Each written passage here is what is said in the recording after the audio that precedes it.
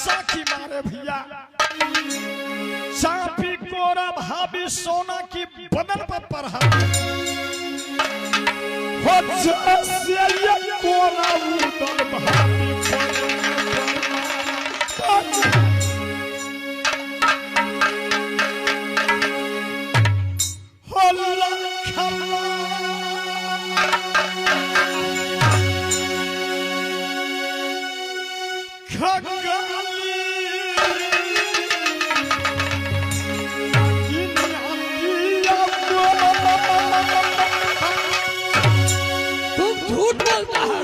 हो लखला हमारा क्या चापर से भैया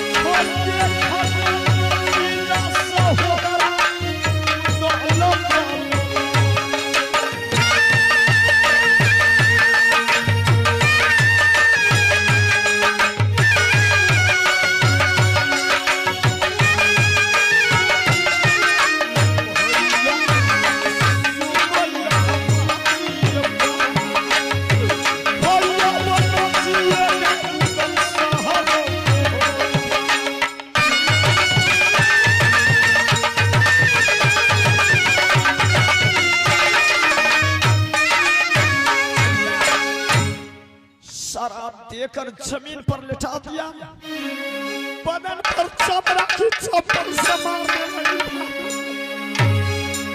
रुदा तुम झूठ बोलते हो। मैं ब्याही नैना वाली के तुम पलंग पर गिए थे। ये क्या बोलते हैं? तुम झूठ बोलते हो। ये कौन कहा? मैं भाभी नैना वाली मेरी मेरी भाभी सोना ने अपनी मुखारबिन से कह दिए स्वामी जी उदल मेरी पलंग पर 12:15 बजे रात्रि में आया था और मेरी इज्जत पर हमला कर दिया।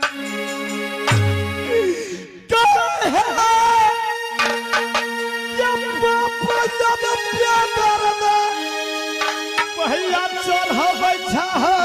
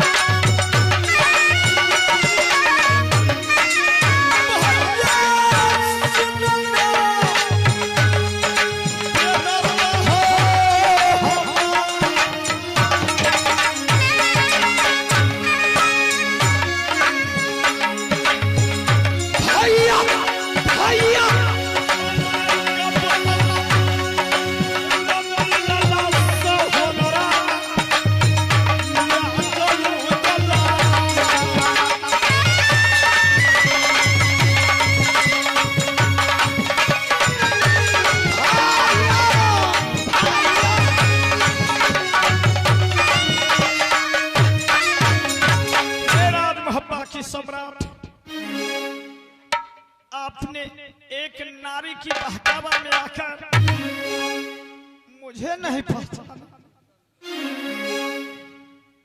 लंका कांड में भगवान राम लक्ष्मण से कहा, क्या कहा?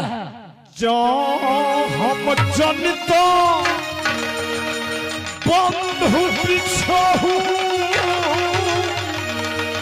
तो पिता वचन नहीं करता। हे लक्ष्मण, मैं इतना बात पहले जानते, जो मैं 14 बरस को लिए वन को जाऊंगा तो तू मुझे छोड़कर दूर चला जाओगे। तो अयोध्या नरेश महाराजा अपनी पिता चक्रवर्ती दशरथ की बात नहीं मानते, ना मैं वन को आते, ना तू मुझे छोड़कर। अगर इतना बात मैं पहले जानते तो मैं भाभी सोना की रोकने नहीं जाते। भैया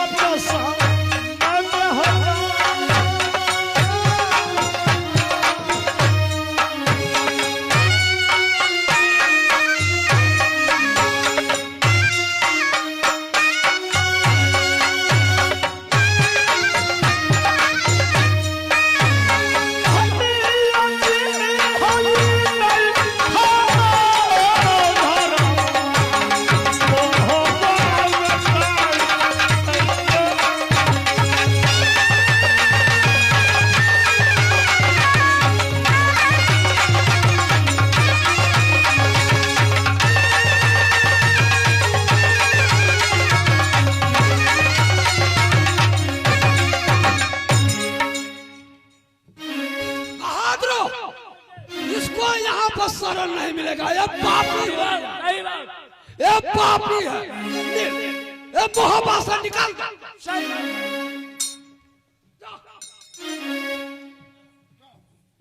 अपनी बड़ी भुजाई का मतार दाखिल होता है, मुंह में समझा 12 बजे रात में पलंग। स्वामी जी जब तक ये कोरहीमा रहेगा मोहब्बत में गंद फैला के रख देगा। नैना वाली स्वामी जी, नैना वाली। स्वामी जी मोरंग वाली को पूछ लेती हूँ, अगर मोरंग वाली मोहब्बत में रहेगी तो उसे आधा मोहब्बत मुसमाती राव से रजिस्ट्री करवा दूंगी। मोरंग वाली दीदी सोना, मोरंग वाली देखो तुम्हारे पति को पूरे बदन में कुष्ठ रोग हो गया। वो तो कुछ दिन के मेहमान है, वो मर जाएगा। तुम मोहब्बत में रह जाओ, तुम्हें मोहब्बत मुसमाती नाम से आधा मोहब्बत रजिस्ट्री करवा दूंगी। दीदी सोना, आज मेरी स्वामी जी को सारा बदन में गया कुछ हो गया, तो स्वामी जी को छोड़कर मैं मोहब्बत में रह जाऊं। दीदी सोना, चाहे मारा बचाए भाई